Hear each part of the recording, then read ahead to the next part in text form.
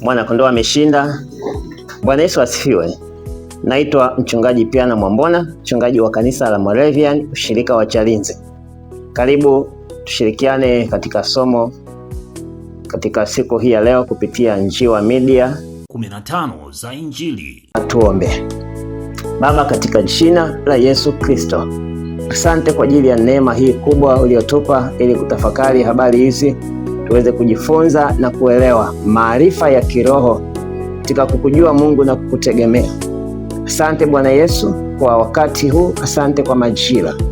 Naomba kwa ajili ya msikilizaji umpe neema ya kuelewa na kupokea kusudi lako Mungu kupitia jina la Yesu. Amen.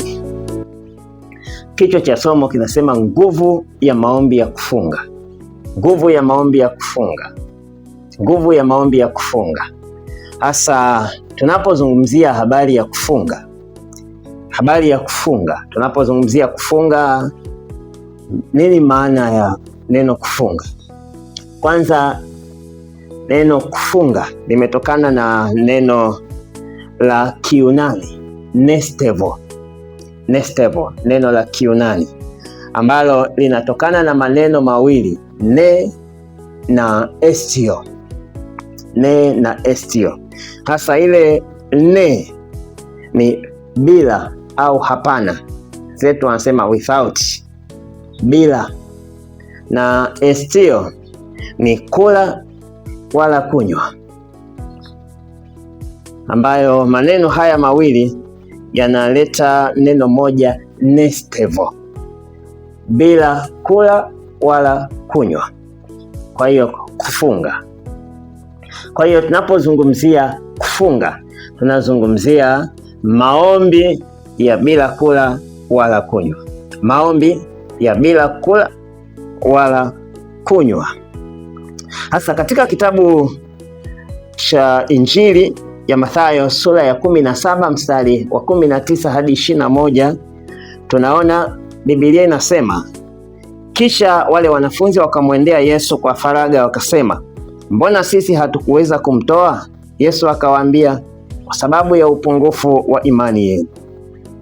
Kwa maana amini nawaambia, mkiwa na imani kiasi cha punje ya haradali, mtauambia mlima huu, ondoka hapa uende kule, nao utaondoka, wala halitakuwako neno lisilowezekana kwenu.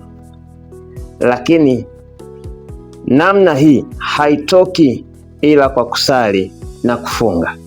Kwa hiyo tunaona katika mistari hii, siku moja wanafunzi wa Yesu waliletewa mtu mwenye pepo ili wamuombee, na Biblia inasema waliomba kwa muda mrefu, lakini yule mtu hakupona wala pepo hakutoka.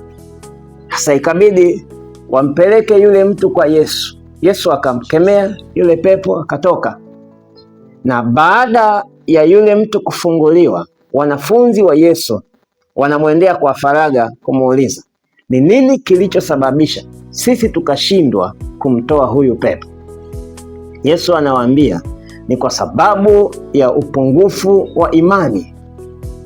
Na nawaambia, mkiwa na kiwango kidogo sana cha imani, mfano wa punje ya haradali, naweza kuambia mlima huu ng'oka, uende mahali pengine, nao kawatii, na wala usikatae kuondoka. Na nasema haiwezekani hivi hivi isipokuwa kwa kufunga na kusali. Isipokuwa kwa kufunga na kusali. Kwa hiyo kinachoweza kusababisha mlima uondoke au kitu kilichosimama kiondoke ni kwa kufunga na kuomba. Kufunga na kusali. Hasa tunazungumzia nguvu iliyo katika maombi ya kufunga.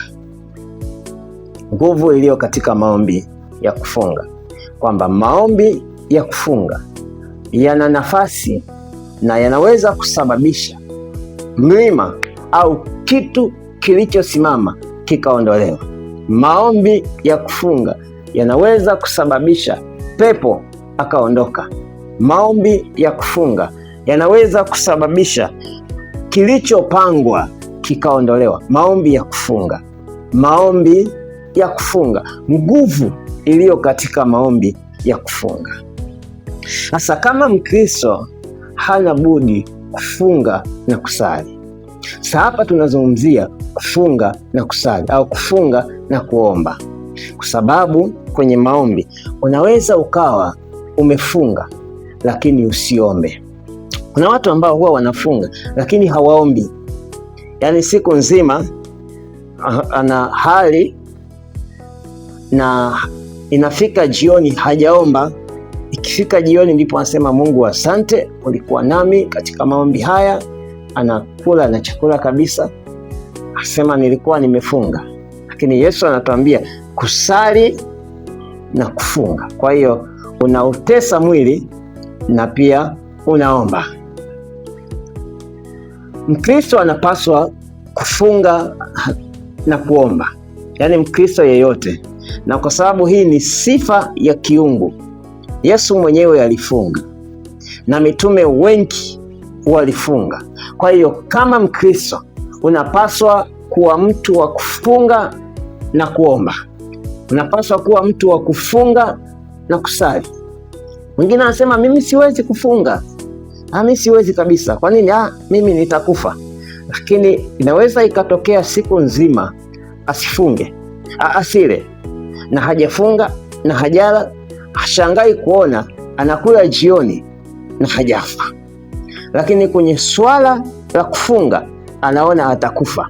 Na katika mambo ya msingi ambayo pendwa msikilizaji na mtazamaji unapaswa kuelewa ni kwamba maombi ya kufunga yanakaa kwenye ni nafasi fulani hivi ambayo inakuhitaji wewe muombaji uifikie. Yaani ni hitaji fulani la kiroho, sema hivyo, ni hitaji la kiroho ambalo linamhitaji Mkristo au mhusika alifikie na aweze kuchukua hatua. Ni hitaji la kiroho. Maombi ya kufunga ni hitaji la kiroho ambalo linamhitaji mhusika alifikie. Kwa hiyo tunaweza kusema maombi ya kufunga yanaendana na usikivu. Katika maandiko ukisoma Mathayo sura ya 4 utaona na injili zingine zinaeleza Yesu alipandishwa na Roho nyikani ili ajaribiwe. Na Yesu Biblia inasema akafunga siku 40. Roho Mtakatifu amempandisha nyikani ili ajaribiwe. Alafu Yesu anafunga. Hitaji la kiroho kwa wakati huo linamtaka Yesu afunge. Kwa nini? Kwa sababu mbele kuna majaribu. Hasa Yesu amepandishwa nyikani, yeye anaiona ile nafasi sio kwa ajili ya kushangaa mlimani nyikani, wala sio sehemu ya kupumzika kwamba nimefanya kazi ya Mungu kwa muda mrefu, hasa ni vema nikapumzika kidogo. Anaona ile ni nafasi ya kiroho inayomhitaji yeye kufunga. Kwa hiyo kufunga kunahusisha usikivu wa kiroho. Yesu amepelekwa nyikani ili ajaribiwe, na Yesu anaelewa majira ya kujaribiwa. Kwa hiyo anafunga siku 40 ili wakati wa kujaribiwa awe na nguvu, ili wakati wa kujaribiwa aweze kushinda, ili wakati wa kujaribiwa avuke salama. Tunaishi kwenye dunia ambayo majaribu ya shetani ni mengi, mapito ni mengi, na Mungu anatuandalia nafasi kwenye ulimwengu wa roho, uhitaji kwenye ulimwengu wa roho wa sisi kufunga. Hasa ajabu, Mkristo Mungu anashangaa mwaka mzima unaisha hajakaa kwenye maombi ya kufunga hata siku moja, na hata yeye mwenyewe Mkristo hashangai mwaka mzima amekula hajafunga kwa kuomba. Hasa hali ya kiroho inakaaje kama mwaka mzima haujafunga? Hali ya kiroho inakaaje? Upo karibu sana na kuanguka, mtumishi wa Mungu, usipofunga. Angalia katika kitabu cha Danieli ile sura ya 9 Biblia inasemaje? Danieli alikuwa katika maombi ya kufunga. Biblia inasema alisoma maandiko yaliyoandikwa na Yeremia.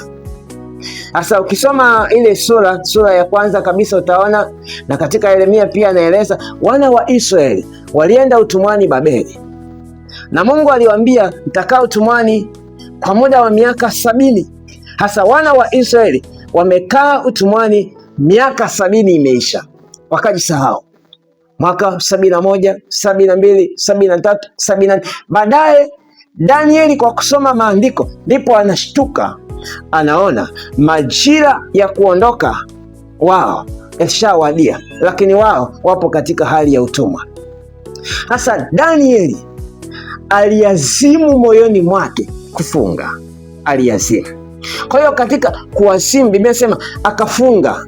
Siku ya kwanza tu aliposogea mbele za Mungu, akamwomba Mungu, akasema, Mungu, naomba utusamehe, si mimi pamoja na taifa langu lote na manabii na makuhani, kwa maana hatukuishika sheria yako.